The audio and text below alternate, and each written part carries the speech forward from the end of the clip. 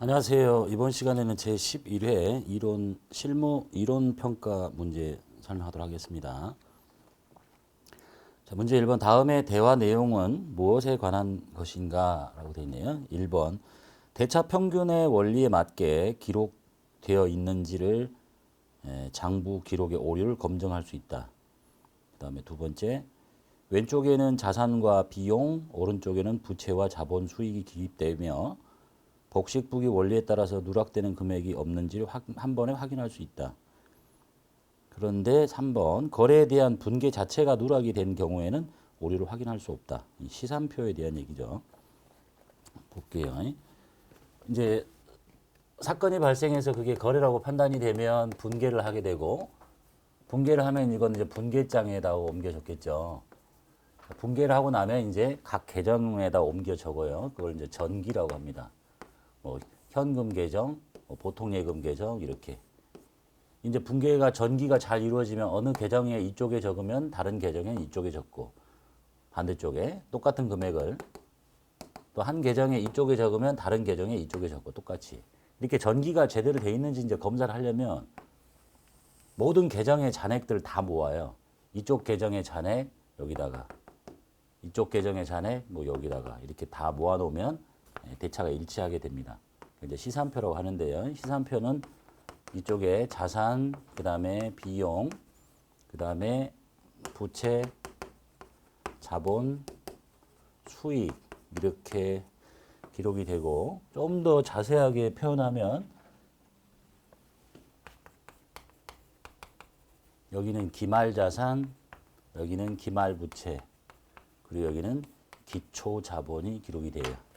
이렇게 생겨 있는 게 시산표 등식이죠. 원래 하는 시산표는 하는 일이 뭐냐면 이 원장의 전기가 제대로 다 돼 있는지 검사하기 위해서 각 계정의 잔액을 다 모아놓는 표가 시산표예요. 그러니까 원장의 전기가 이루어지지 않았으면 잔액이 안 옮겨놨으니까 오류를 찾아낼 수 없겠죠. 문제 2번 볼게요. 다음과 같은 결합관계, 부채가 감소하면서 부채가 증가하는 결합관계를 찾으래요. 분개를 해보시면 되겠죠. 은행에서 현금 20만 원을 차입했대요.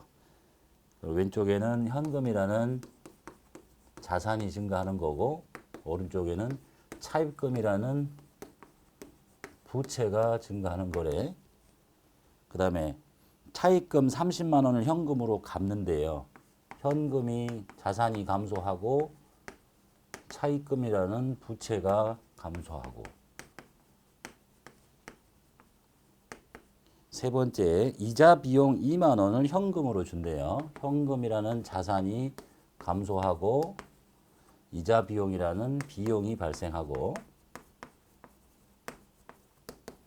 네 번째, 외상 매입금 50만 원을 약소보험을 발행해서 지급합니다. 외상 매입금이라는 부채가 없어지고요. 부채가 감소하고 약소보험 발행했죠. 지급어음.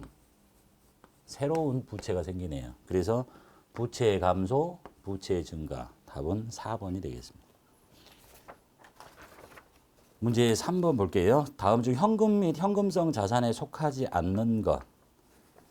현금 및 현금성 자산은 첫 번째가 현금, 그 다음에 예금, 그 다음에 현금성 자산.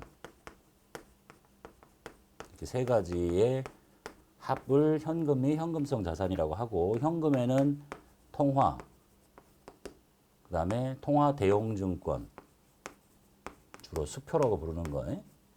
예금에는 보통예금, 당좌예금 이렇게 되어 있죠. 그래서 보통예금은 여기 들어있고 받으러움은 현금 및 현금성 자산이 아니라 그 밑에 있는 매출채권 중에 하나예요. 매출채권에는 외상매출금과 받으러움. 그 다음에 타임 발행 당좌 수표는 여기 들어있어요. 통화 대용증권. 그 다음에 취득 당시 만기가 3개월 이내인 도래하는 거는 여기 현금성 자산. 여기는 취득 당시 만기 3개월 이내인 금융상품들이 들어있습니다. 4번 보겠습니다. 다음 자료에 의해서 매출 원가를 계산하시래요. 매출 원가. 매출 원가는 기초 재고 여기다가 단기의 매입액 마이너스 기말재고 이렇게 계산하시면 되죠. 기초가 18만 원. 매입액이 있는데 매입액을 조금 더 자세하게 쪼개놨네. 총 매입액 50만 원. 거기서 빼야 되는 게 있네요. 매입했는데 문제가 생겨서 돌려보내는 매입 환출 빼고요. 매입 할인 빼고요. 그 다음에 매입 과정에서 발생한 부대 원가인 운반비 매입 운임 만원 더하고. 이게 순 매입액이겠죠. 즉 총 매입액에서 매입 환출 및 애누리 빼고 매입 과정에서 정상적으로 발생한 부대 원가 더한 게 매입액. 마이너스 기말재고 10만 원. 이렇게 계산하시면 매출 원가는 55만 원이 되겠습니다. 문제 5번 볼게요. 다음 중 판매비와 관리비에 해당될 수 없는 것. 판매비와 관리비는 판매활동, 그 다음에 관리활동에 쓰는 거. 퇴직급여 맞고요. 광고선전비 맞고, 세금과 공과금 맞고. 유형자산 처분 손실은 영업 외 비용입니다. 4번이 해당될 수가 없네요. 문제 6번 영업이익을 계산하시래요. 영업이익은 매출액에서 매출 원가를 빼고 여기 나온 금액을 매출 총 이익이라고 하고요. 여기서 판매비와 관리비를 빼겠죠. 그러면 이익이 나면 영업이익. 영업이익 계산하시려니까 여기서부터 숫자를 갖다 넣으면 되겠네요. 매출액 1,000만 원 빼기 매출 원가 400만 원. 그러면 매출 총이익은 600만 원. 거기다 판매비와 관리비가 이자 수익은 영업의 수익 요 밑에 있는 거고요. 자산 수증 이익도 영업의 수익, 이자 비용은 영업의 비용. 그러니까 접대비가 하나 들어있네. 600에서 200을 빼면 400만 원. 영업이익 여기다가 영업 외 수익을 더하고 영업 외 비용을 빼면 쭉쭉쭉쭉 생략하고 순이익, 당기순이익 이렇게. 7번 볼게요. 다음 자료에 의해서 결산할 때 감가상각비를 계산하시래요. 감가상각비 4월 1일에 건물을 200만 원에 구입을 했어요. 그럼 취득원가 200만 원짜리 건물이네요. 당기 4월 1일에 감가상각 방법은 정액법이고 월할 상각하고 내용 연수는 5년이고 잔존 가치는 없고. 그럼 해야 될 방법이 정액법이죠. 200만 원 마이너스 잔존 가치는 없다 그랬고 곱하기 내용 연수가 5년이니까 5분의 1. 연도 중에 취득했잖아요. 그러면 4, 5, 6, 7, 8, 9, 10, 11, 12. 9달. 12분의 9달. 이렇게 계산하시면 올해의 감가상각비는 1년치 중에서 올해 사용한 9달치 30만 원이 되겠습니다. 분계는 아시겠죠? 분계는 감가상각비 30만 원, 감가상각 무계액 30만 원. 이렇게. 8번. 다음의 유형자산에 취득한 후의 지출 중에서 발생한 기간에 비용으로 인식되는 것은 어느 것이냐. 그러니까 유형자산을 취득한 이후에 지출은 두 가지. 자본적 지출, 수익적 지출. 그중에 수익적 지출인 비용 처리하는 것을 찾으래요. 수선 유지를 위한 지출은 수선비니까 그냥 바로 다 비용 처리하시면 되겠죠. 그 다음에 품질 향상을 가져오는 지출, 생산력 증대, 내용연수 연장. 이것들은 다 자본적 지출입니다. 자, 해설 한번 볼게요. 해설이 기준서에 있는 내용들이 나왔으니까 자본적 지출이란 해당 자산으로부터 발생하는 미래 경제적 효익이 기업에 유입될 가능성이 매우 높은 지출을 말하는데 예를 들면 새로운 생산 공정의 채택이나 기계 부품의 성능 개선을 통해서 생산력이 증대하고 내용 연수가 연장이 되고 상당한 원가가 절감되거나 품질 향상을 가져오는 경우에는 자본적 지출로 처리하십시오라고 하고 있습니다.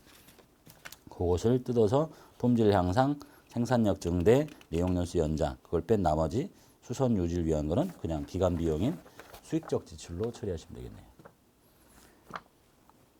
9번 문제 볼게요. 다음은 도매업을 영위하는 회사의 재무상태표의 일부입니다. 기타 비유동 자산 가에 해당하는 것. 비유동 자산 중에 투자, 유형, 무형, 기타 비유동에 들어가 있는 예를 찾으라는 얘기네요. 만기 보유증권은 투자 자산이고 건설 중인 자산은 유형 자산이고 광업권은 무형 자산입니다. 임차 보증금, 남의 건물 새 들어 살기 위해서 월세 내는 거 있죠. 아니, 보증금 내는 거 있죠. 그거는 기타 비유동 자산입니다. 답은 4번이네요. 문제 10번 보겠습니다. 다음 대화에서 적절한 계정 과목에 해당하는 것. 한 대리 거래처 김 사장님 댁에 혼사가 있답니다. 네, 사장님 축의금으로 얼마를 보내면 될까요? 20만 원 정도 보내도록 합시다. 네, 알겠습니다. 축의금 20만 원을 보내고 적절한 계정 과목으로 회계 처리하겠습니다. 거래처 사장 아들이 결혼했나 봅니다. 축의금은 접대비라고 하시면 되겠죠. 11번 문제 볼게요. 다음 자료에 의해서 개인기업인 한공상회의 기말 자본금을 계산하시래요. 단기말 자본금. 자료가 기초자본금도 있고 사업주가 돈을 빼간 것도 있고 순이익 있죠. 이제 기초에 최초로 가지고 있었던 돈에다가 기초자본금 사업주가 100만 원을 인출해 갔어요. 돈 가져간 것은 자본금을 주지는 거하고 똑같아요. 그 다음에 순이익이 났어요. 이게 나면 자본이 들겠죠. 이렇게 계산하면 기말 자본이 됩니다. 최초에 투자한 돈이 2억이고 얼마를 빼갔냐면 100만 원을 빼갔어요. 거기다가 순이익이 5,100만 원 났어요. 그럼 2억 5천이겠네. 기말 자본은. 12번 직원들의 야근 식대를 지출하고 다음 증빙을 수취했습니다. 올바른 분계. 현금 영수증이고 피자를 사 먹었고 콜라가 있네요. 합쳐서 5만 원이에요. 현금 영수증이니까 현금 줬다는 얘기겠고 직원들의 야근 식대니까 차변은 복리 후생비로 처리하시는 게 맞겠죠. 그 다음에 13번 다음 결산 정리 사항 중에서 당기 순이익에 미치는 영향이 나머지와 다른 거. 당기 순이익에 미치는 영향이 나머지와 다른 거를 찾으래요.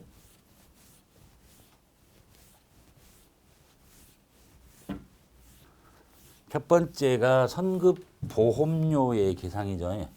선급보험, 여러분 급수에서 좀 어려워할 수 있는데 선급보험료란 얘기는 보험료를 먼저 줬다는 얘기야. 미리서. 그럼 이미 보험료 이렇게 처리돼 있는데 이 속에 내년 걸 미리 준 보험료가 있다는 뜻이에요. 그러니까 어떻게 해야 되겠어? 보험료를 취소시켜야지. 내년 거를 미리 줬으니까.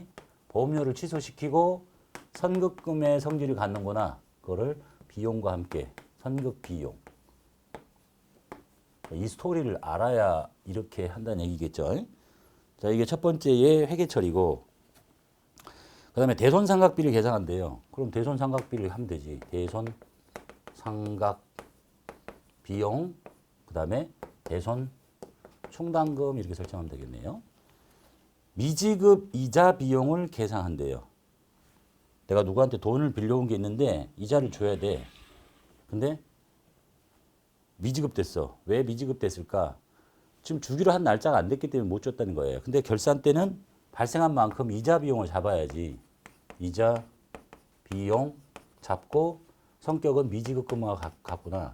미지급금의 성질을 갖는 부채인데 비용과 함께 미지급 비용 이렇게. 그 다음에 네 번째 감가상각비를 계산하래요. 그럼 감가상각비 그 다음에 감가상각 누계액 이렇게. 나머지와 다른 거 보니까 비용이죠. 비용은 원래 이쪽에 있어야 되는 거지. 비용이 발생했고 비용이 발생했으니까 얘들은 다 손익계산서에 순이익을 줄이게 되죠. 비용이 생겼으니까. 얘는 비용을 감소시킨 거예요. 비용이 소멸된 거야. 그러니까 순이익이 늘어나게 됩니다. 그래서 첫 번째 것 뺀 나머지만 다 순이익을 줄이게 되고 얘는 순이익을 늘리게 되고 그래서 영향이 나머지와 다릅니다. 14번 볼게요. 가나다에 해당하는 계정 과목으로 옳은 거. 차입금에 대한 이자는 비용으로 처리한다. 차입금에 대한 이자가 뭐야? 이자 비용이겠죠. 그 다음에 특허권의 취득 원가는 일정 기간에 걸쳐 상각한다.